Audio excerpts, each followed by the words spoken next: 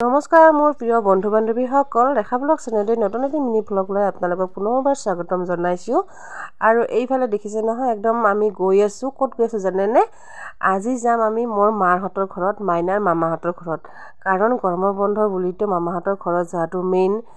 মাইনাই মানে বন্ধ পায়ে মানে যাম কৈ আছে, মইহে যাব পৰা নাছিলোঁ। আগতে আমি নগাঁও গ'লোঁ ল'ৰাটোৰ তাতে। তো আজি ফাইনেলি ওলাইছোঁ মাইনা আৰু মই। এয়া আমি বাছত বহিছোঁ, মানে আজি আহিছোঁ বাছত। দেউতাকে নাহিলে আমি মাইনা আৰু মই দুদিনমান থাকাকৈ আহিছোঁ, সেইকাৰণে আজি বাছত আহিলোঁ। ফাইনেলি আমি ঘৰ পালোঁ মাহঁতৰ ঘৰত। আহি মই ৰেষ্ট লৈ আছোঁ। আৰু এইফালে দুপৰীয়া মানে ভাত খাই আছে মাইনা আৰু মোৰ মামাৰ ল'ৰাটো। আৰু নেক্সট ডে আজি আৰু আমি আজি যাম ভণ্টিহঁতৰ ঘৰত। বহুত দিনৰ মূৰত মানে ভণ্টিহঁতৰ ঘৰত যাব ওলাইছোঁ। আপোনালোকক ভণ্টিহঁতৰ ঘৰতো দেখাম বাৰু। আৰু এয়া আমি গোটেইখিনি ৰেডি হৈছোঁ। ইফালে মোৰ বাইদেউৰ ছোৱালীজনীও আহিছে, এয়া মোৰ মামাৰ ল'ৰাটো।